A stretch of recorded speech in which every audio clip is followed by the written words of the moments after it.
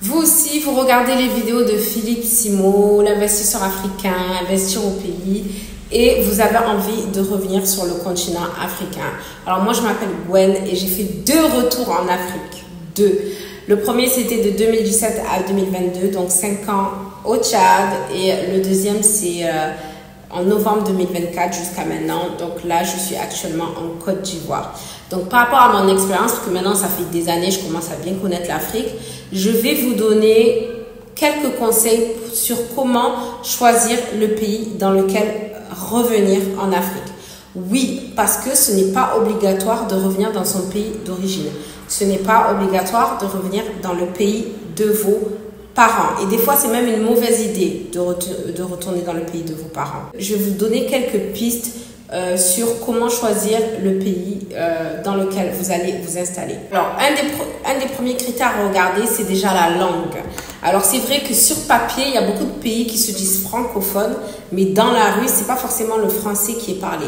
Donc, vous allez peut-être avoir plus de mal à faire du business, du commerce que dans d'autres pays. Assurez-vous que vous soyez à l'aise dans le pays dans lequel vous allez mettre les pieds et que vous pourrez vous fondre dans un poisson dans l'eau. Après, bien entendu, rien n'est impossible. Donc, ce n'est pas impossible, mais c'est plus facile. Par exemple, ici à Abidjan, tout le monde est francophone. Dans la rue, ça parle français. Dans les boutiques, ça parle français. Dans le business, ça parle français. Dans les bureaux, ça parle français.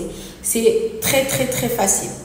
Alors, deuxième critère qui est pour moi le critère le plus important, vraiment, c'est l'électricité. Vraiment, c'est un critère qui est tellement important.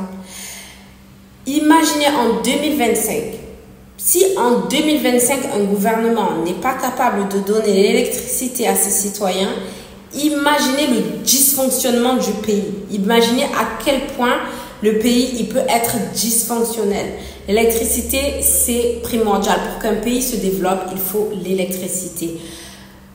Vous, si vous voulez venir en Afrique créer une boulangerie, il va vous falloir de l'électricité pour faire tourner vos machines. Et puis même quand vos clients viennent s'installer dans votre restaurant, dans votre boulangerie, ils n'ont pas envie de mourir de chaud, il faut pouvoir mettre la clim. Donc l'électricité, c'est quelque chose de primordial. Si vous avez des bureaux, vous n'avez pas envie d'être dans un four dans votre bureau, vous avez besoin de pouvoir mettre la clim. L'électricité, c'est la base de tout. Un pays qui n'a pas d'électricité, je vous jure, ça ne veut pas dire que vous n'allez pas réussir. Par contre, vous finirez par partir. Vous allez finir par partir. Moi, si j'ai un conseil à vous donner, fuyez les pays où il n'y a pas d'électricité. Fuyez vraiment à tout prix. Tout business, même si vous allez rester assis dans votre bureau toute la journée, vous avez besoin de l'électricité. Et en fait, le fait qu'il n'y ait pas d'électricité dans le pays, ça vous laisse comprendre le dysfonctionnement du pays. Donc vraiment, électricité, vraiment choisissez un pays où il y a l'électricité. Ensuite, autre critère, ça va être les transports. Quand vous allez arriver dans un pays, vous n'allez pas forcément acheter une voiture tout de suite. Donc, il y a beaucoup de pays où il y a Yango. Yango, c'est très pratique, c'est le Uber africain. Donc, franchement, regardez vraiment comment les transports, comment ça se passe et tout. Renseignez-vous. Un autre critère qui est très important, parce que quand vous rentrez en Afrique, bien entendu, vous avez des projets de business ou vous avez des projets d'expatriation.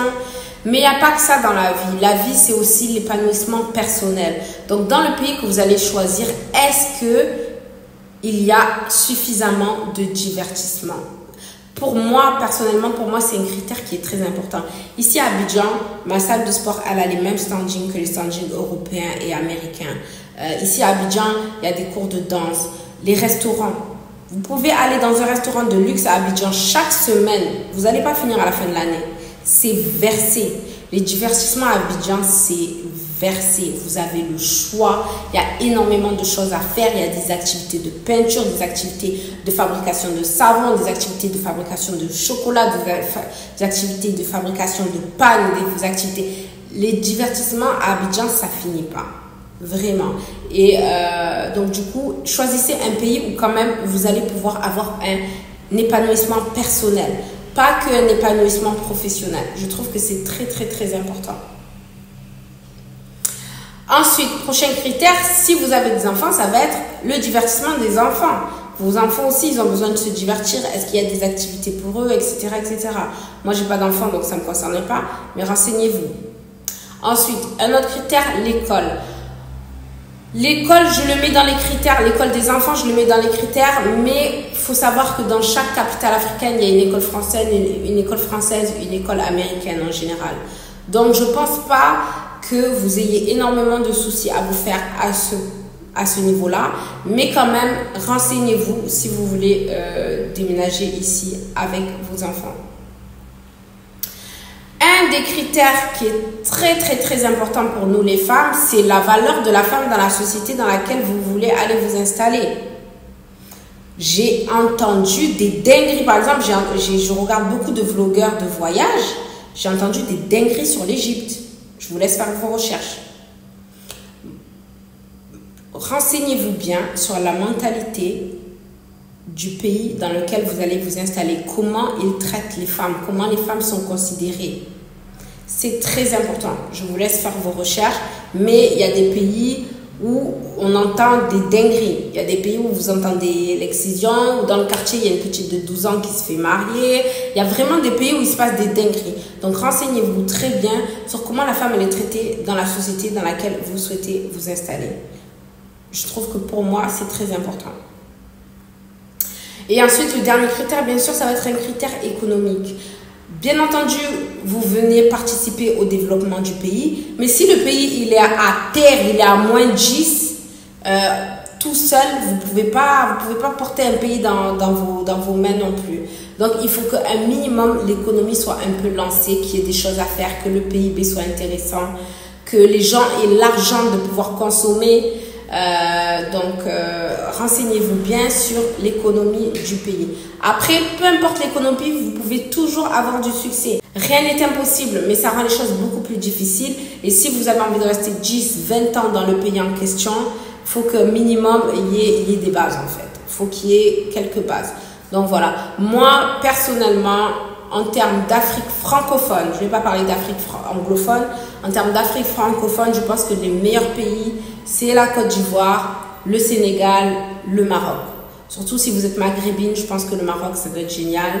Et pour nous, les Noirs, je pense que la Côte d'Ivoire en numéro 1 et en deuxième, le Sénégal. Donc